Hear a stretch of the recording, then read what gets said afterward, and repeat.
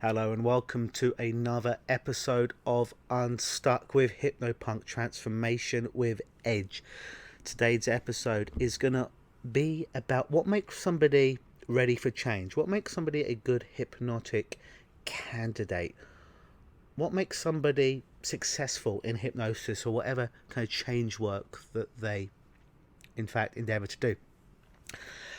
But before I get into that, I just want to thank everybody for giving me the 5-star reviews on iTunes or whatever format you've been using and leaving a couple of sentences there. Thank you so very much. That makes me very, very happy.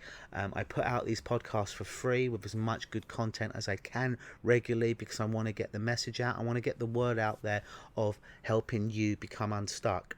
That's what I give to you. And all I want in return is if you enjoy these podcasts, I know that you don't do because they've been downloaded well over 1,000 times now, let me know. And how you let me know, let the world know by leaving 5-star reviews on iTunes or whatever podcast system you're listening to, and leaving a couple of sentences about what you enjoy there.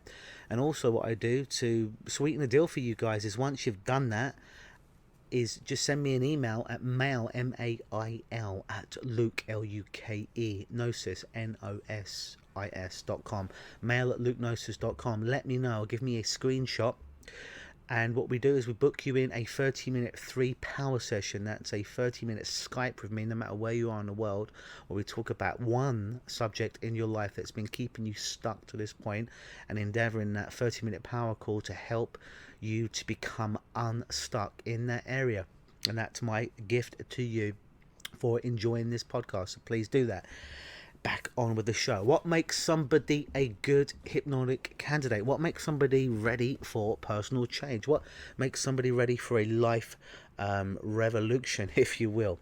Is first and foremost, it's what happens with everyone that I speak to on the telephone before I ever agree to actually see them. Because yeah, of course, when I'm speaking to somebody on the phone, they're screening me to see if I'd be a good hypnotist, if I know what I'm talking about, if I can help them. Absolutely.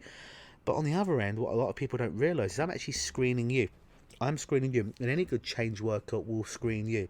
Because anyone could just tell you, oh, it costs this much amount of money to come and see me. Here's what it is. I'm a free next Thursday or next Friday.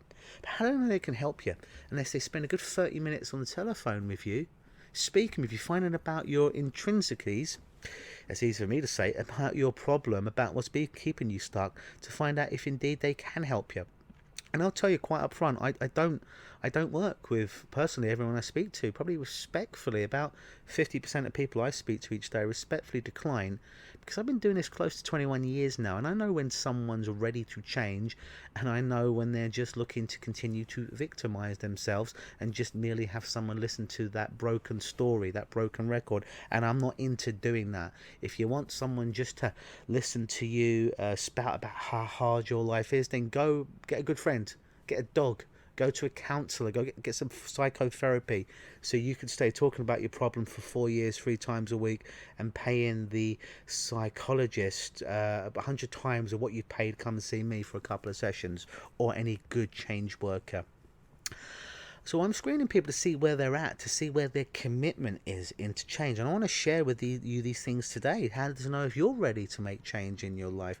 If you'd be a good hypnotic candidate, if you're in a spot where you are ready to change, whether that be with my help, someone else's help, or be that by your own help. The first thing I look for is in people that would be a good candidate for change in general, for a life resolution, if you will, is, are you open? It doesn't mean that you accept everything that's been said about the modality that you're interacting with, be that hypnosis or NLP or cognitive behavioral therapy or thought field therapy. No, it simply means that you're just open to the fact that this might be something that might work with you. You come in with an open mind. You don't come in with, this isn't going to work for me. And equally, you don't necessarily have to come in with, oh, this is the only thing that's going to work for me. It's like, no, I come in with this could work for me, but let me have some more information so I can make a informed decision. So the first thing is you've got to be open. Second thing is you've got to be quite smart. And I don't necessarily mean book smart, but I mean if you've got an IQ of below 70, which means developmentally delayed or retarded, as we used to be able to say, but it's not politically correct anymore. Generally hypnosis and change work is not the best thing for you, because you're not going to have the intelligence to do what you need to do cognitively to be able to make those changes. So you do have to have an IQ scientifically of over 70 in order to be able to make those rational choices and changes in your life. Also, you need to be able to follow instructions. You might be, oh well, this is all easy, I know all this, Luke. But I'll give you an example in my own practice. A good few years ago, I had a chap that came in, and I'd taken, back in the day when I used to take about 30 to 40 minutes of explaining what hypnosis was and what hypnosis isn't, and that's covered on another podcast, and now I do it in one sentence. But it got to the point where they explained it all very nicely, and it came to the point to induce some hypnosis. So I said to the guy, just go ahead and close your eyes. And he'd keep staring at me, which I find a little bit peculiar at the time.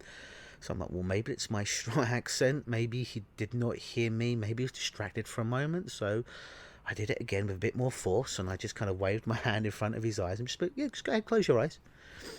And he's still staring at me. So I'm like, what the hell is going on with this guy? So I'm like, I'm just curious, why are you not closing your eyes? You're here for hypnosis, and I've asked you not to.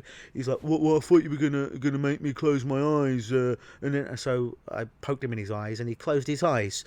Moral of the story is the guy was too dumb to follow simple instructions. He thought I was going to pull out a magical wand and magically make his eyes close by themselves and not have to have an active participation in the events that were happening.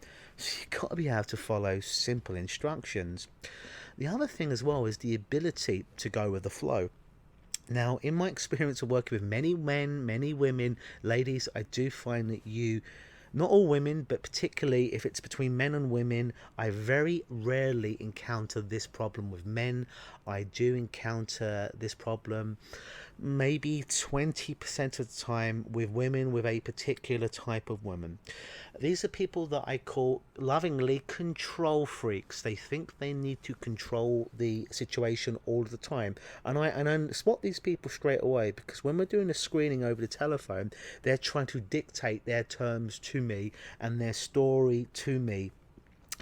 And it always makes me chuckle. It's almost like you have a tumour that needs to be removed. So you're going to go to the surgeon, being a lay person, because if you could remove it yourself, you wouldn't be going to the surgeon. And you're telling the surgeon how to extract that tumour from you. Or you don't know anything about cars. Your car is broken down. So you go to the mechanic. You can't fix your own car, otherwise you wouldn't have seen the mechanic. You then go to the mechanic and you tell the mechanic how to fix your car.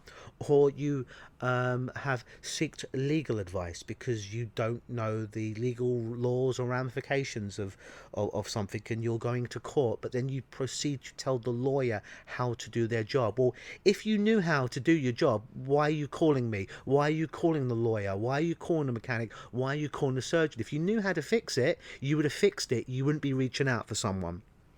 Yet these people, and it's a specific type of woman, and yes, I have encountered it with guys, but mainly a specific type of woman that comes in, and it's typically a woman that's usually in a position of power every day in a company, perhaps a CEO or a manager of some level.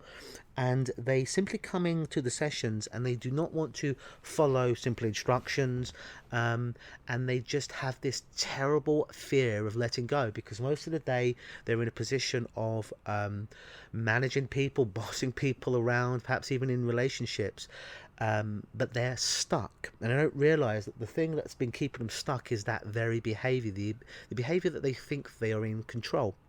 And specifically this type of person, I give them a task, the control task. I'm like, you like to be in control, and they're generally not following any instructions that I'm giving them.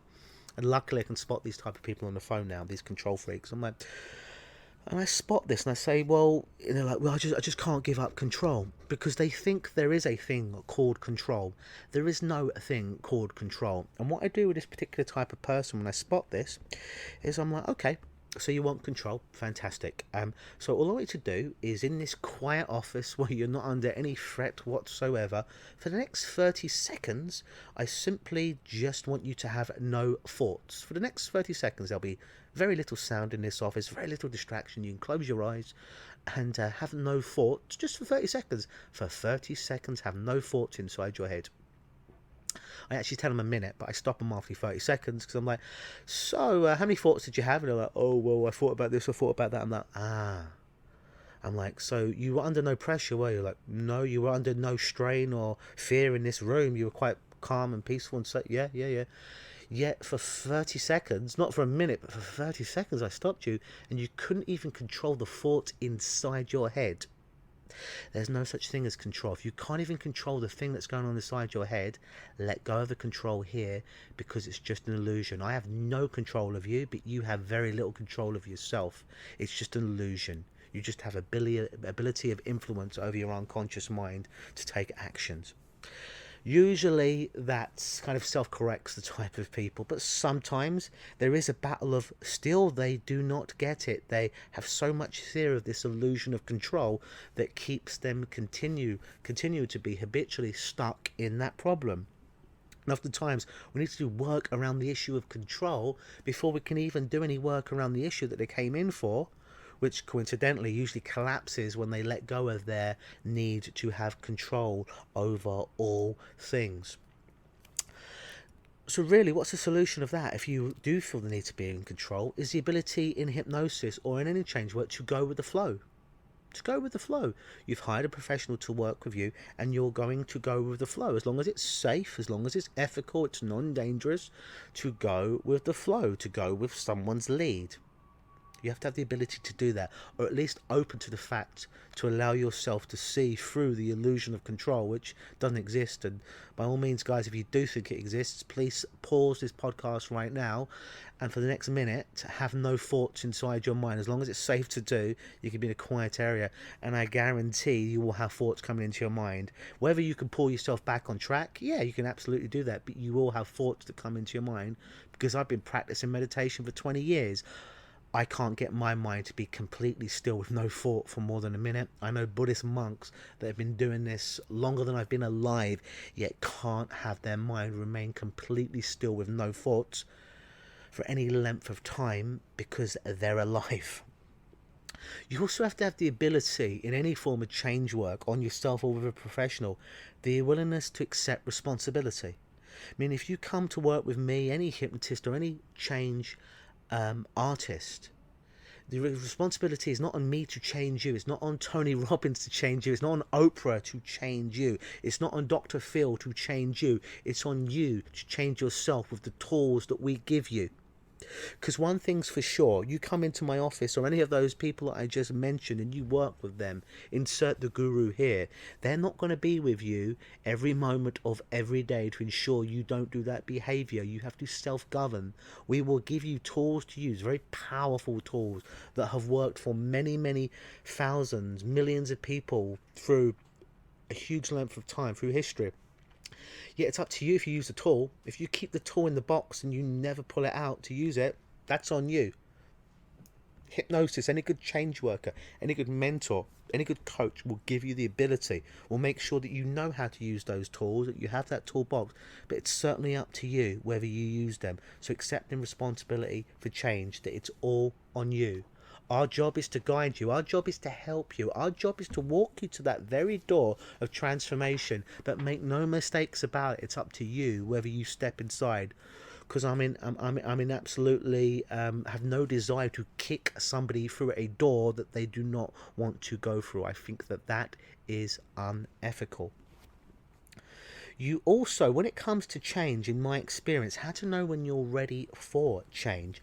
Oftentimes, I always ask people on the telephone when I do a screening call with them, on a scale of 1 to 10, how much of a problem is this for you? 10 being the biggest problem and 1 being the lowest problem. If someone gives me about a 4 or 5, I'll respectfully end the call there. I'm like, well, hey, if this is only a 4 or 5 for you in your life right now, I don't feel that you have the right amount of leverage in your life and the right amount of motivation or inspiration to change this, because it's not emergency status in your life. If it ever gets to a point where it becomes a 7, 8, 9 or 10, then please do give me a call back and we can continue this conversation. But I just do not think there's going to be enough value in you, as in your time, your energy, and also investment in finances, if this problem is only a 5 or below. So I tend to only work with people who have a problem that they rate themselves, honestly, that it's a 7, 8, 9, 10 or above that. Because then they've got to a place that I call threshold.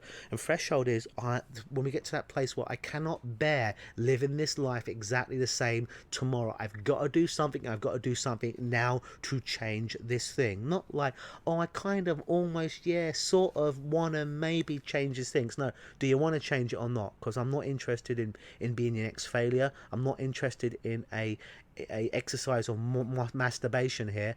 I'm interested in helping you transform, if indeed you do want to transform and it's the right time for you. And if it's not, that's okay. We can have another conversation in the future or never have another conversation. That's okay.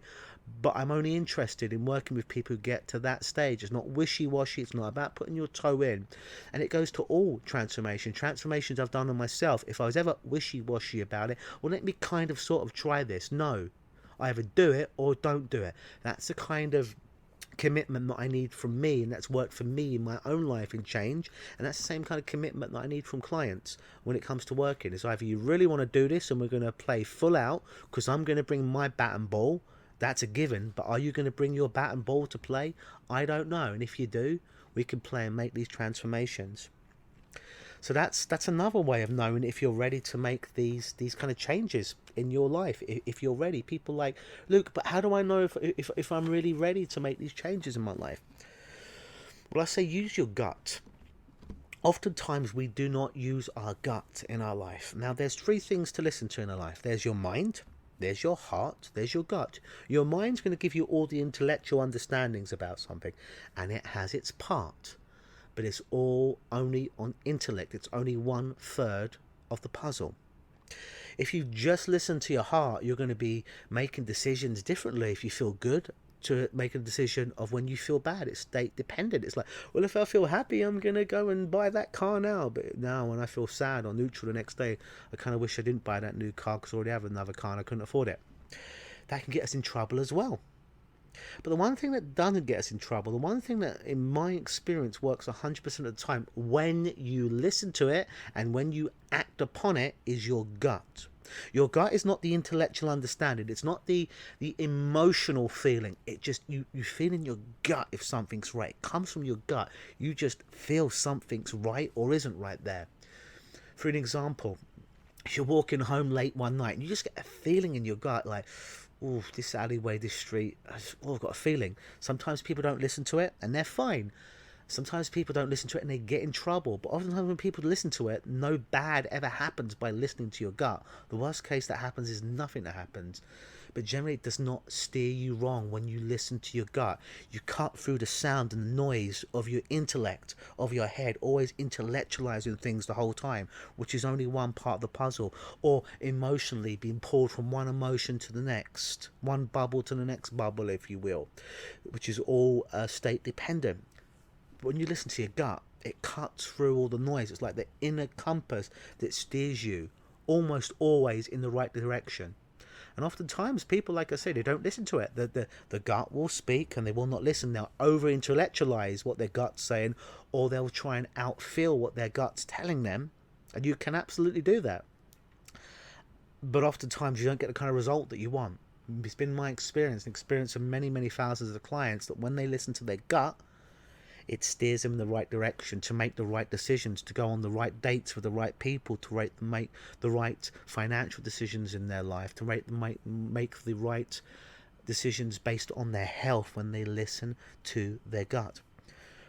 It's very, very important. And your gut has cells. Your gut has actual cells in there. Membrane has memory cells in there that let us know what's going on. So listen to your gut. Clear out the noise from your head.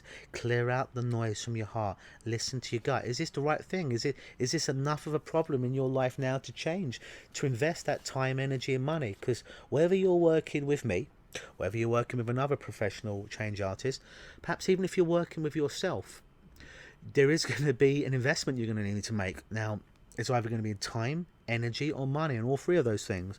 But make no mistake about it, if that thing is enough of a problem for you in your life, if it's a 7, if it's an 8, if it's a 9, if it's a 10, if it's a more, you are If you do nothing to change it, you are going to pay to keep that problem, whether it be in your time, your energy, your emotions, or your money. What's it going to cost you to keep that problem?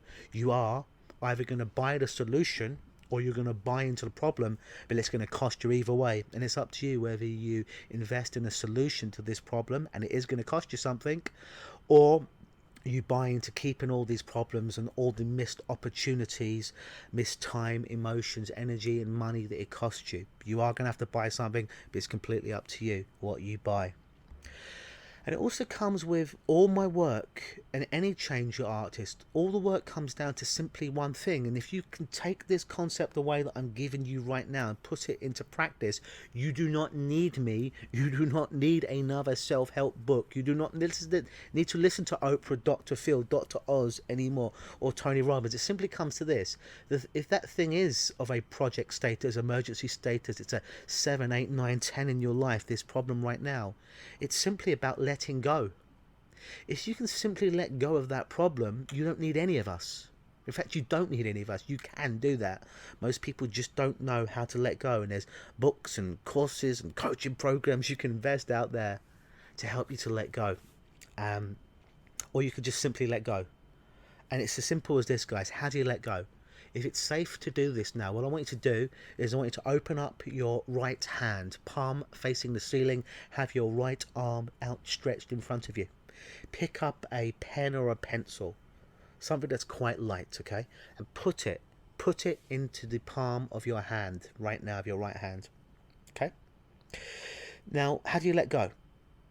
It's simple. Turn over your hand right now, flip your palm so your palm's facing down and it drops away. That's how easy it is to let go.